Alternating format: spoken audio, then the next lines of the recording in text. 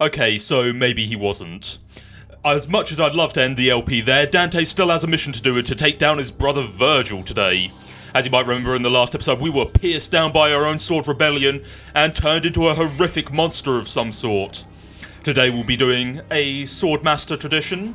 You'll be seeing why at the end of the episode. I will be showing you off a technique that I mentioned previously in a bit easier to understand detail.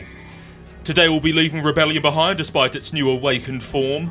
As you might see that the handle is now jutted outwards. We'll be taking Cerberus as much as I hate it, because there will be need for it at a later date. You will see why.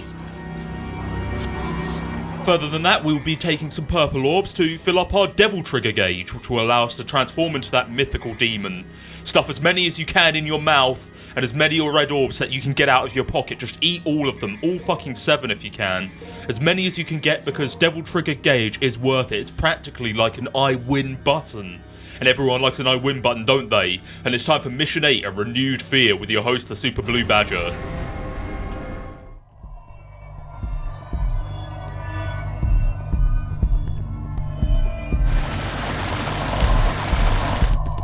So you can see walls of vomit, an entire bus, half an entire destroyed city, and giant holes filled with acid. It's starting to look a little bit like my stomach. Yes, badgers can actually look inside their own stomachs. We just stuff our head into our belly buttons and, you know... Actually, I can't give away this secret, I just realised it's in the codex. Badgers may not allow to mention this. As you might have noticed the transition, I actually forgot to mention something in a previous recording. There is a secret mission down here, just break out the wooden boards and this blue thing. Well, this is where the secret mission is, and I won't be able to do it now until a later playthrough. It is actually extremely difficult, and you'll see why in a later video. Other than that, yeah, just progress onwards. If you try, you will be returning to this room at a later date, but that blue object will not be there. So if you want to do the secret mission, do it then. Jump on the mast and head on down to one of the most easily missed blue orb fragments of the game. At least I have no idea how you were supposed to get up here for it. I don't think I actually noticed it on my first playthrough, to be honest. And if you're wondering, yes, the pools of acid on the floor are extremely hazardous and will hurt. They don't hurt for a lot, obviously, but they do get rather frustrating when you're trying to go for a triple S rank in a game. If you try to go for an all S end ranking, which many people do actually, basically one touch from these acid pits and that S rank is gone. And they're extremely hard to avoid at later parts when you're travelling down Leviathan's intestines. Leviathan being the great sky beast that we were just consumed by. And will soon be slaughtering. And also I have something to complain about actually now that I remember. It says that we're supposed to burst from the great demon's womb, but at the end of this video we don't. We don't burst from the womb, we burst. You'll see where. And I hope it doesn't give babies from there, because if it does, I'm fucking disgusted.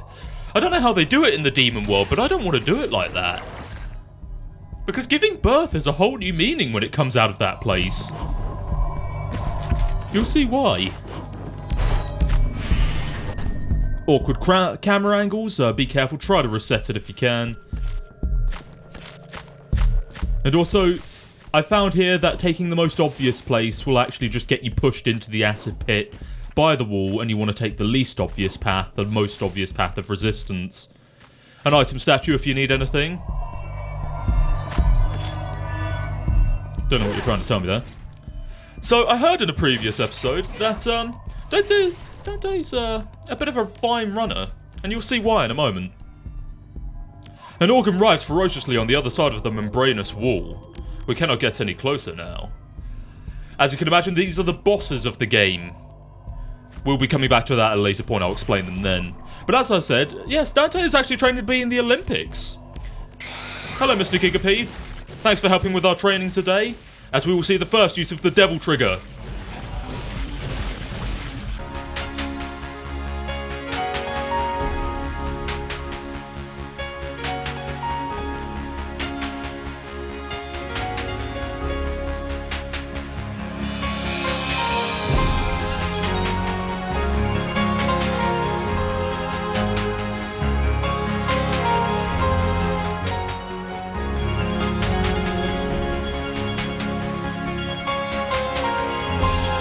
Well, wasn't that a great first use of the Devil Trigger?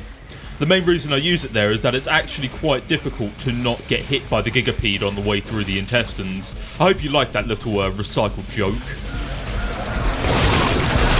And so we meet one of the last... Well, actually, this is the last of the 7 sins. This is the sin of envy.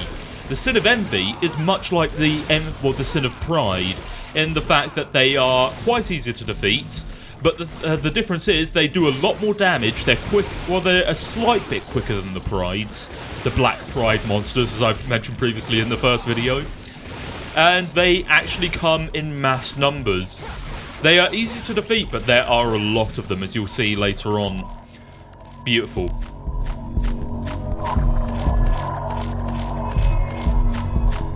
I really don't like using Cerberus. I'm glad we'll be able to get rid of it soon.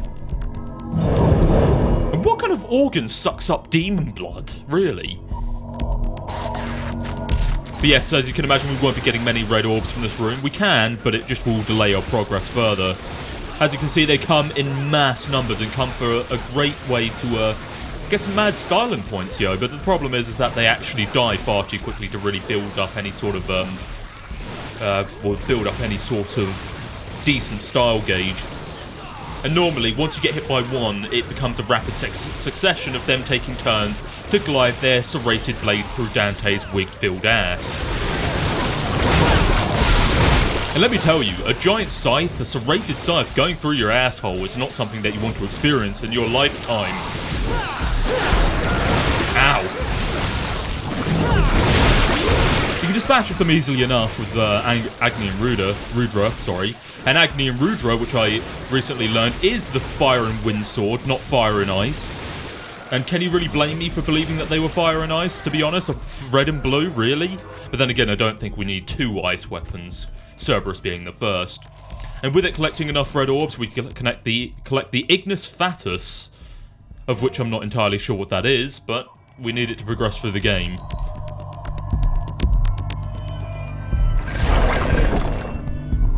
And over here we are in the iris. I'm not sure how the iris is so close to the stomach. You can see a few things. There's nothing really interesting to see. Can't really make your way out here. I don't know why Dante just doesn't escape this way.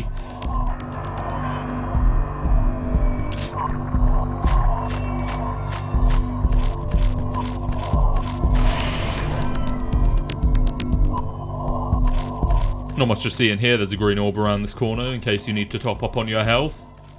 Not that I would, because I'm the Blue Badger, motherfucker, and we don't need that sort of shit. I really should probably try Gunslinger again in the upcoming episode, because it's been a while, hasn't it? We actually been mostly focusing around Trickster, Swordmaster, and Royal Guard. And you know what time it is, folks, so enjoy a little bit of a speed up. Yes, this is exactly how long it takes and how many swings. How fucking ridiculous these combat educators are. I finally figured out how to pronounce the word. It's educators. Let me tell you, educators are a motherfucker. As you can see, I struggle a fair amount.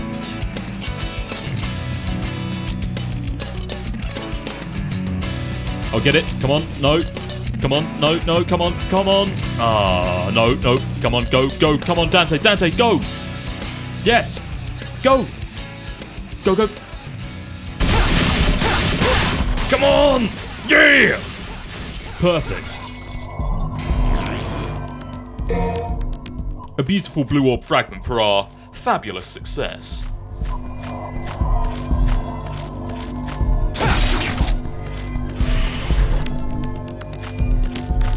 Oh, hello. No Chariot of Fire joke again this time. Just a regular jump. The reason I use Devil Trigger only in this place is because it gives you an increased ability. Well, it practically makes you invulnerable and gives you increased strength and agility. Allows you to just run away, to be honest. It's, you know, you escape him easily and you take pretty much no damage. And if you're trying to go for a full S ranking on this mission, you pretty much want to be doing that. As I said, we will be returning to the Leviathan stomach, to which all great things come to be digested, like my stomach. Yes, I have the stomach of a great-bellied whale. To be honest, these bastards are nothing more than a distraction. You don't actually need to fight them. You can pass them if you want.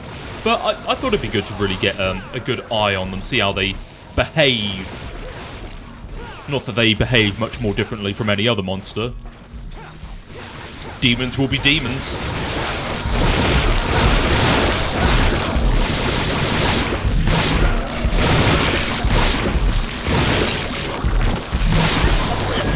Ow. They also have quite a wide scope of range, let's put it that way. That's another reason why you should fear them a little bit more than the Prides. The reason that the Sin of Envy actually shows up here is because Leviathan is, I think it swallows, well, harbours in its stomach all the great sins of jealousy and greed, I believe. Not greed. Mostly just envy and jealousy of whatever, any reason, to be honest. And for now, we can finally chuck away that useless Tri-Nunchuck Cerberus for Rebellion, and I'll be taking our... Wait, why do I take that gun? Why did I take it? I don't actually use it, but it looks kind of cool. We have a massive mech arm. And for now, it's time to take on the boss of this area. Beautiful.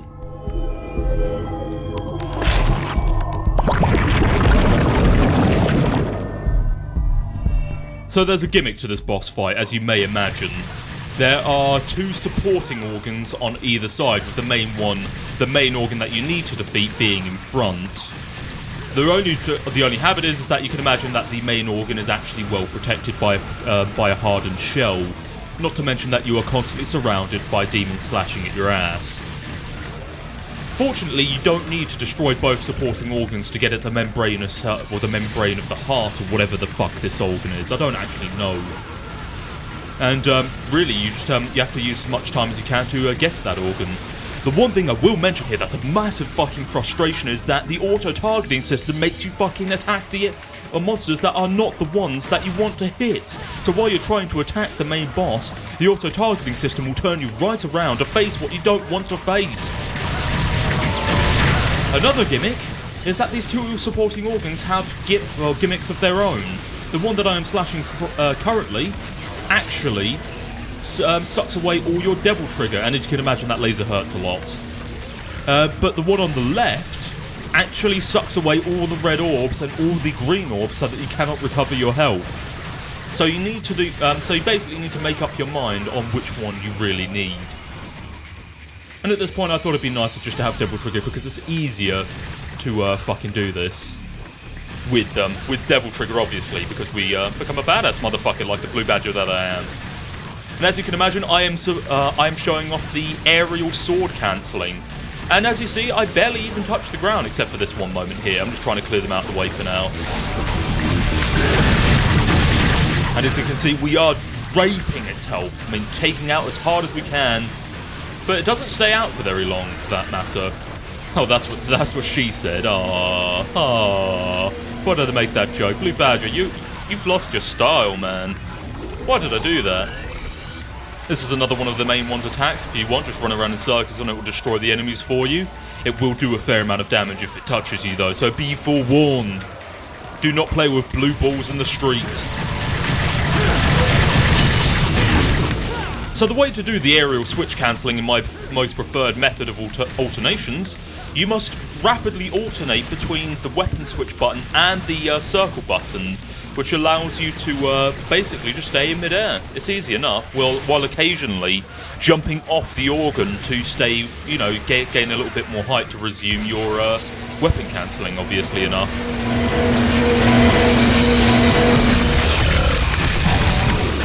Other than that, there's not really much more to this fight. It can be a little bit challenging for beginners, but don't be hassled, because I mean it can be a little bit stressful. Monsters everywhere, 3 bosses to fight, all with their own little set of attacks, really, I suppose. And really, you know, it can be a lot to take in at once. Also, the Monsters of Envy can block for what little good it does. Don't know why, it just does it. What? But other than that, there's nothing else to this boss fight. It just gets a little bit harder as time goes on, and the motherfucker will be ours shortly enough. Really, there's no need to sweat it, because I'm a blue badger and I know what the fuck I'm doing. I've never died in this game. Ha ha ha ha ha. Ha ha ha ha. Motherfucker, you are mine. Your ass is grass, bitch. Keep on going, we nearly have it. The battle is ours.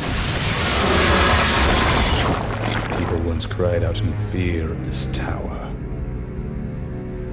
Timon it grew. A foundation that brought out fear. Fear. Yes. Fear. Can't you feel it? The rage and agonies of the people.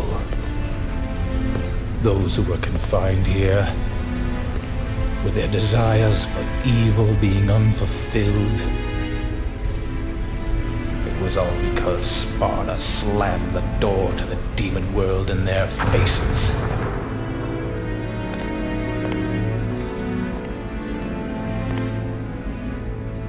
What's wrong? Nothing.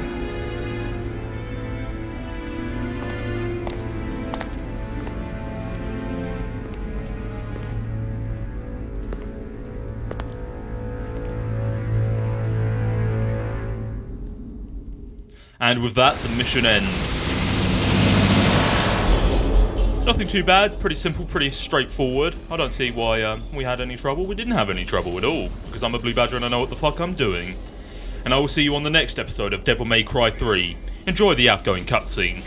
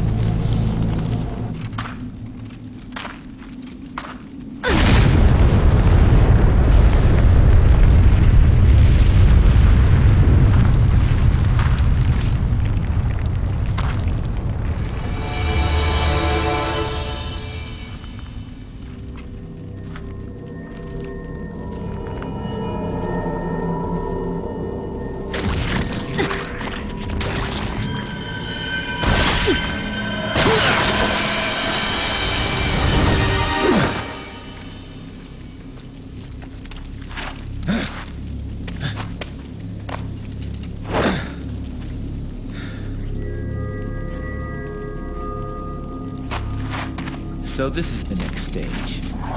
Wait! If you're asking for a date, forget it. Because I make it a point not to go out with women who shoot me in the head.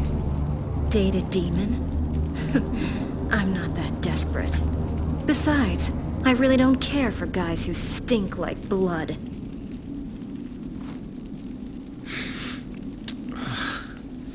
You're right.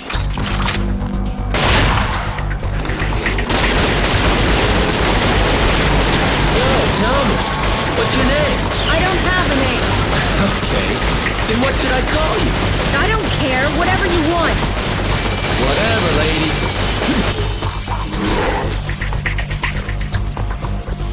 I'll leave this to you, because I don't want to miss the party.